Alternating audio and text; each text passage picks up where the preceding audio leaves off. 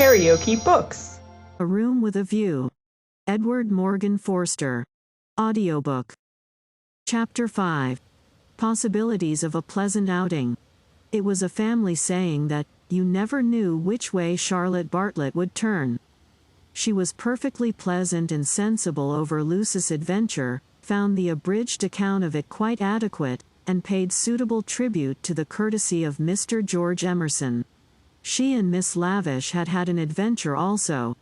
They had been stopped at the Dazio coming back, and the young officials there, who seemed impudent and désouvre, had tried to search their reticules for provisions.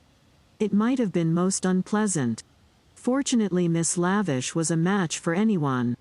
For good or for evil, Lucy was left to face her problem alone. None of her friends had seen her, either in the piazza or, later on, by the embankment. Mr. Beebe, indeed, noticing her startled eyes at dinner time, had again passed to himself the remark of too much Beethoven. But he only supposed that she was ready for an adventure, not that she had encountered it. This solitude oppressed her. She was accustomed to have her thoughts confirmed by others or, at all events, contradicted. It was too dreadful not to know whether she was thinking right or wrong. At breakfast next morning she took decisive action. There were two plans between which she had to choose. Mr. Beebe was walking up to the Torre del Gallo with the Emersons and some American ladies. Would Miss Bartlett and Miss Honeychurch join the party? Charlotte declined for herself. She had been there in the rain the previous afternoon. But she thought it an admirable idea for Lucy, who hated shopping, changing money, fetching letters, and other irksome duties, all of which Miss Bartlett must accomplish this morning and could easily accomplish alone. "No, Charlotte," cried the girl, with real warmth. "It's very kind of Mr. Beebe, but I am certainly coming with you. I had much rather." "Very well, dear," said Miss Bartlett, with a faint flush of pleasure that called forth a deep flush of shame on the cheeks of Lucy. How abominably she behaved to Charlotte, now as always. But now she should alter. All morning she would be really nice to her. She slipped her arm into her cousin's, and they started off along the Lung Arno. The river was a lion that morning in strength, voice, and color. Miss Bartlett insisted on leaning over the parapet to look at it. She then made her usual remark, which was, "How I do wish Freddie and your mother could see this, too." Lucy fidgeted. It was tiresome of Charlotte to have stopped exactly where she did. "Look, Lucia. Oh, you are watching for the Torre del Gallo party. I feared you would repent you of your choice." Serious as the choice had been, Lucy did not repent. Yesterday had been a muddle, queer and odd, the kind of thing one could not write down easily on paper, but she had a feeling that Charlotte and her shopping were preferable to George Emerson and the summit of the Torre del Gallo. Since she could not unravel the tangle, she must take care not to re-enter it. She could protest sincerely against Miss Bartlett's insinuations. But though she had avoided the chief actor, the scenery unfortunately remained. Charlotte, with the complacency of fate, led her from the river to the Piazza Signoria. She could not have believed that stones, a loggia, a fountain, a palace tower, would have such significance. For a moment she understood the nature of ghosts. The exact site of the murder was occupied, not by a ghost, but by Miss Lavish, who had the morning newspaper in her hand. She hailed them briskly. The dreadful catastrophe of the previous day had given her an idea which she thought would work up into a book. "Oh, let me congratulate you," said Miss Bartlett. "After your despair of yesterday. What a fortunate thing. Aha! Miss Honeychurch, come you here, I am in luck. Now, you are to tell me absolutely everything that you saw from the beginning." Lucy poked at the ground with her parasol. "But perhaps you would rather not?" "I'm sorry, if you could manage without it, I think I would rather not." The elder ladies exchanged glances, not of disapproval. It is suitable that a girl should feel deeply. "It is I who am sorry," said Miss Lavish. "Literary hacks are shameless creatures. I believe there's no secret of the human heart into which we wouldn't pry." She marched cheerfully to the fountain and back, and did a few calculations in realism. Then she said that she had been in the piazza since 8 o'clock collecting material. A good deal of it was unsuitable, but of course one always had to adapt. The two men had quarreled over a 5-franc note. For the 5-franc note she should substitute a young lady, which would raise the tone of the tragedy, and at the same time furnish an excellent plot. "What is the heroine's name?" asked Miss Bartlett. "Leonora," said Miss Lavish. "Her own name was Eleanor. I do hope she's nice." That desideratum would not be omitted. "And what is the plot?" "Love, murder, abduction, revenge," was the plot. But it all came while the fountain plashed to the satyrs in the morning sun. "I hope you will excuse me for boring on like this," Miss Lavish concluded. "It is so tempting to talk to really sympathetic people. Of course, this is the barest outline. There will be a deal of local coloring, descriptions of Florence in the neighborhood, and I shall also introduce some humorous characters. And let me give you all fair warning, I intend to be unmerciful to the British tourist." "Oh, you wicked woman," cried Miss Bartlett. "I am sure you are thinking of the Emersons." Miss Lavish gave a Machiavellian smile. "I confess that in Italy my sympathies are not with my own countrymen. It is the neglected Italians who attract me, and whose lives I am going to paint so far as I can. For I repeat and I insist, and I have always held most strongly, that a tragedy such as yesterday's is not the less tragic because it happened in humble life." There was a fitting silence when Miss Lavish had concluded. Then the cousins wished success to her labors, and walked slowly away across the square. "She is my idea of a really clever woman," said Miss Bartlett. That last remark struck me as so particularly true. It should be a most pathetic novel. Lucy assented. At present her great aim was not to get put into it. Her perceptions this morning were curiously keen, and she believed that Miss Lavish had her on trial for an ingenue. "She is emancipated, but only in the very best sense of the word," continued Miss Bartlett slowly. "None but the superficial would be shocked at her. We had a long talk yesterday. She believes in justice and truth and human interest. She told me also that she has a high opinion of the destiny of woman, Mr. Eager." "Why, how nice! What a pleasant surprise!" "Ah, not for me," said the chaplain blandly, "for I have been watching you and Miss Honeychurch for quite a little time. We were chatting to Miss Lavish." His brow contracted. "So I saw. Were you indeed? Andate via. Sono occupato." The last remark was made to a vendor of panoramic photographs who was approaching with a courteous smile. "I am about to venture a suggestion. Would you and Miss Honeychurch be disposed to join me in a drive some day this week, a drive in the hills? We might go up by Fiesole and back by Settignano. There is a point on that road where we could get down and have an hour's ramble on the hillside. The view thence of Florence is most beautiful, far better than the hackneyed view of Fiesole. It is the view that Alessio Baldovinetti is fond of introducing into his pictures. That man had a decided feeling for landscape. Decidedly. But who looks at it today? Ah, the world is too much for us." Miss Bartlett had not heard of Alessio Baldovinetti, but she knew that Mr. Eager was no commonplace chaplain. He was a member of the residential colony who had made Florence their home. He knew the people who never walked about with Baedekers, who had learnt to take a siesta after lunch, who took drives the pension tourists had never heard of, and saw by private influence galleries which were closed to them. Living in delicate seclusion, some in furnished flats, others in Renaissance villas on Fiesole's slope, they read, wrote, studied, and exchanged ideas, thus attaining to that intimate knowledge, or rather perception, of Florence which is denied to all who carry in their pockets the coupons of Cook. Therefore an invitation from the chaplain was something to be proud of. Between the two sections of his flock he was often the only link, and it was his avowed custom to select those of his migratory sheep who seemed worthy, and give them a few hours in the pastures of the permanent. Tea at a Renaissance villa? Nothing had been said about it yet. But if it did come to that, how Lucy would enjoy it. A few days ago and Lucy would have felt the same. But the joys of life were grouping themselves anew. A drive in the hills with Mr. Eager and Miss Bartlett, even if culminating in a residential tea party, was no longer the greatest of them.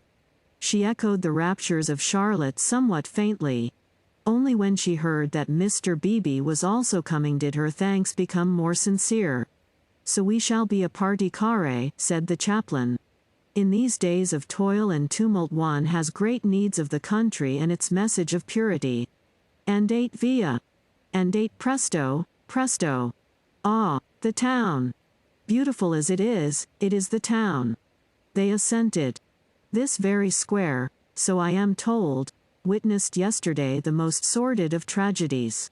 To one who loves the Florence of Dante and Savonarola there is something portentous in such desecration, portentous and humiliating. "Humiliating indeed," said Miss Bartlett. "Miss Honeychurch happened to be passing through as it happened.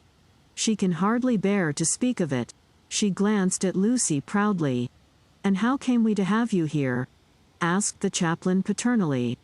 Miss Bartlett's recent liberalism oozed away at the question. "Do not blame her, please, Mr. Eager. The fault is mine. I left her unchaperoned." "So you were here alone, Miss Honeychurch?" His voice suggested sympathetic reproof but at the same time indicated that a few harrowing details would not be unacceptable. His dark, handsome face drooped mournfully towards her to catch her reply. "Practically.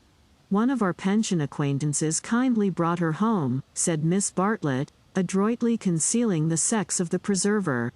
"For her also it must have been a terrible experience. I trust that neither of you was at all, that it was not in your immediate proximity?" Of the many things Lucy was noticing today, not the least remarkable was this: the ghoulish fashion in which respectable people will nibble after blood. George Emerson had kept the subject strangely pure. "He died by the fountain, I believe," was her reply. "And you and your friend were over at the loggia. That must have saved you much. You have not, of course, seen the disgraceful illustrations which the gutter press. This man is a public nuisance. He knows that I am a resident perfectly well, and yet he goes on worrying me to buy his vulgar views." Surely the vendor of photographs was in league with Lucy, in the eternal league of Italy with youth. He had suddenly extended his book before Miss Bartlett and Mr. Eager, binding their hands together by a long glossy ribbon of churches, pictures, and views. "This is too much," cried the chaplain, striking petulantly at one of Fra Angelico's angels. She tore. A shrill cry rose from the vendor. The book, it seemed, was more valuable than one would have supposed. "Willingly would I purchase," began Miss Bartlett. "Ignore him," said Mr. Eager sharply, and they all walked rapidly away from the square. But an Italian can never be ignored, least of all when he has a grievance. His mysterious persecution of Mr. Eager became relentless. The air rang with his threats and lamentations. He appealed to Lucy. Would not she intercede? He was poor, he sheltered a family, the tax on bread. He waited, he gibbered, he was recompensed, he was dissatisfied, he did not leave them until he had swept their minds clean of all thoughts whether pleasant or unpleasant. Shopping was the topic that now ensued. Under the chaplain's guidance they selected many hideous presents in mementos, florid little picture frames that seemed fashioned in gilded pastry. Other little frames, more severe, that stood on little easels, and were carven out of oak, a blotting book of vellum, a Dante of the same material, cheap mosaic brooches, which the maids, next Christmas, would never tell from real, pins, pots, heraldic saucers, brown art photographs, Eros and Psyche in alabaster, St. Peter to match, all of which would have cost less in London. This successful morning left no pleasant impressions on Lucy. She had been a little frightened, both by Miss Lavish and by Mr. Eager, she knew not why. and as they frightened her, she had, strangely enough, ceased to respect them. She doubted that Miss Lavish was a great artist. She doubted that Mr. Eager was as full of spirituality and culture as she had been led to suppose. They were tried by some new test, and they were found wanting. As for Charlotte, she was exactly the same. It might be possible to be nice to her, it was impossible to love her. The son of a laborer, I happen to know it for a fact. A mechanic of some sort himself when he was young, then he took to writing for the socialistic press. I came across him at Brixton. They were talking about the Emersons. How wonderfully people rise in these days, sighed Miss Bartlett, fingering a model of the Leaning Tower of Pisa. Generally, replied Mr. Eager, one has only sympathy for their success. The desire for education and for social advance, in these things there is something not wholly vile. There are some working men whom one would be very willing to see out here in Florence, little as they would make of it. Is he a journalist now? Miss Bartlett asked. He is not, he made an advantageous marriage. He uttered this remark with a voice full of meaning, and ended with a sigh. Oh, so he has a wife. Dead, Miss Bartlett, dead. I wonder how he has the effrontery to look me in the face, to dare to claim acquaintance with me. He was in my London parish long ago. The other day in Santa Croce, when he was with Miss Honeychurch, I snubbed him. Let him beware that he does not get more than a snub. What? Cried Lucy, flushing. Exposure, hissed Mr. Eager. He tried to change the subject, but in scoring a dramatic point he had interested his audience more than he had intended. Miss Bartlett was full of very natural curiosity. Lucy, though she wished never to see the Emersons again, was not disposed to condemn them on a single word. Do you mean, she asked, that he is an irreligious man? We know that already. Lucy, dear, said Miss Bartlett, gently reproving her cousin's penetration. I should be astonished if you knew all. The boy, an innocent child at the time, I will exclude. God knows what his education and his inherited qualities may have made him. Perhaps, said Miss Bartlett, it is something that we had better not hear. To speak plainly, said Mr. Eager, it is. I will say no more. For the first time Lucy's rebellious thoughts swept out in words, for the first time in her life. You have said very little. It was my intention to say very little, was his frigid reply. He gazed indignantly at the girl, who met him with equal indignation. She turned towards him from the shop counter, her breast heaved quickly. He observed her brow, and the sudden strength of her lips. It was intolerable that she should disbelieve him. Murder, if you want to know, he cried angrily. That man murdered his wife. How? She retorted. To all intents and purposes he murdered her. That day in Santa Croce, did they say anything against me? Not a word, Mr. Eager, not a single word. Oh, I thought they had been libeling me to you. But I suppose it is only their personal charms that makes you defend them. I'm not defending them, said Lucy, losing her courage, and relapsing into the old chaotic methods. They're nothing to me. How could you think she was defending them? Said Miss Bartlett, much discomfited by the unpleasant scene. The shopman was possibly listening. She will find it difficult. For that man has murdered his wife in the sight of God. The addition of God was striking. But the chaplain was really trying to qualify a rash remark. A silence followed which might have been impressive, but was merely awkward. Then Miss Bartlett hastily purchased the Leaning Tower, and led the way into the street. I must be going, said he, shutting his eyes and taking out his watch. Miss Bartlett thanked him for his kindness, and spoke with enthusiasm of the approaching drive. Drive? Oh, is our drive to come off? Lucy was recalled to her manners, and after a little exertion the complacency of Mr. Eager was restored. Bother the drive, exclaimed the girl, as soon as he had departed. It is just the drive we had arranged with Mr. Beebe without any fuss at all. Why should he invite us in that absurd manner? We might as well invite him. We are each paying for ourselves. Miss Bartlett, who had intended to lament over the Emersons, was launched by this remark into unexpected thoughts. If that is so, dear, if the drive we and Mr. Beebe are going with Mr. Eager is really the same as the one we are going with Mr. Beebe, then I foresee a sad kettle of fish. How? Because Mr. Beebe has asked Eleanor Lavish to come, too. That will mean another carriage. Far worse. Mr. Eager does not like Eleanor. She knows it herself. The truth must be told, she is too unconventional for him. They were now in the newspaper room at the English Bank. Lucy stood by the central table, heedless of Punch and the Graphic, trying to answer, or at all events to formulate the questions rioting in her brain. The well-known world had broken up, and there emerged Florence, a magic city where people thought and did the most extraordinary things.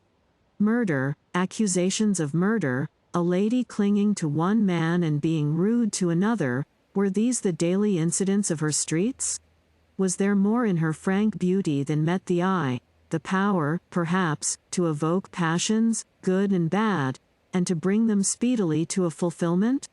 Happy Charlotte, who, though greatly troubled over things that did not matter, seemed oblivious to things that did, who could conjecture with admirable delicacy where things might lead to, but apparently lost sight of the goal as she approached it.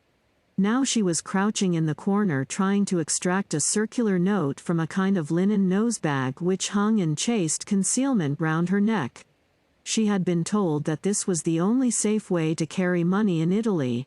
It must only be broached within the walls of the English Bank.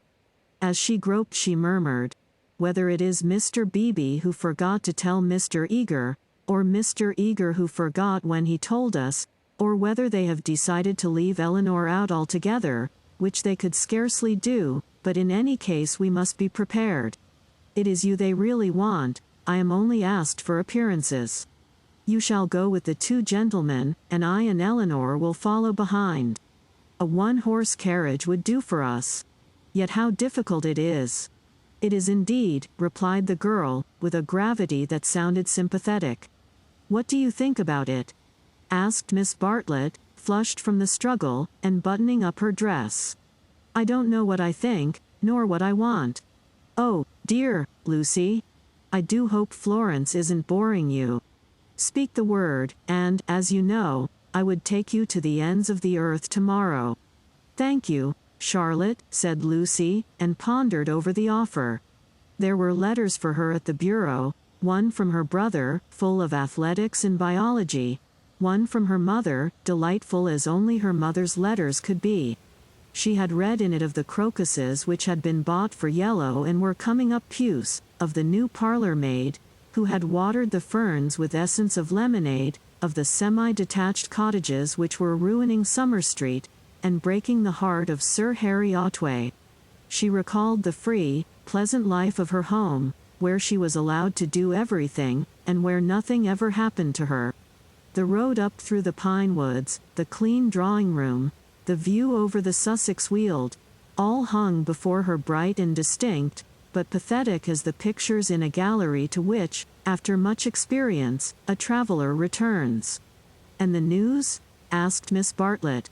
"Mrs. Vyse and her son have gone to Rome," said Lucy, giving the news that interested her least. "Do you know the Vyses?"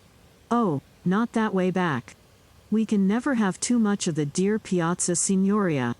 They're nice people, the Vyses. So clever. My idea of what's really clever. Don't you long to be in Rome? I die for it. The Piazza Signoria is too stony to be brilliant. It has no grass, no flowers, no frescoes, no glittering walls of marble or comforting patches of ruddy brick. By an odd chance, unless we believe in a presiding genius of places, the statues that relieve its severity suggest, not the innocence of childhood, nor the glorious bewilderment of youth, but the conscious achievements of maturity. Perseus and Judith, Hercules and the Snelda, they have done or suffered something, and though they are immortal, immortality has come to them after experience, not before. Here, not only in the solitude of nature, might a hero meet a goddess, or a heroine a god. Charlotte, cried the girl suddenly. Here's an idea. What if we popped off to Rome tomorrow, straight to the Vise's hotel? For I do know what I want. I'm sick of Florence. No, you said you'd go to the ends of the earth. Do. Miss Bartlett, with equal vivacity, replied. Oh, you droll person. Pray, what would become of your drive in the hills? They passed together through the gaunt beauty of the square, laughing over the unpractical suggestion. If you liked what you heard, please subscribe to the channel.